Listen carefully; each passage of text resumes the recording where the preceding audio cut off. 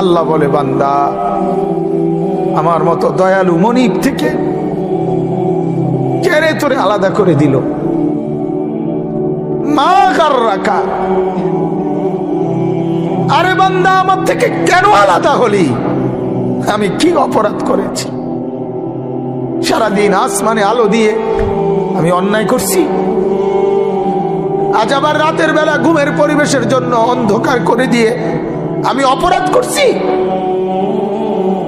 মা গাররাক, এই যুবক, তোমার কাছে তোমার মালিক অপরাধ কি করছে বল না বেটা,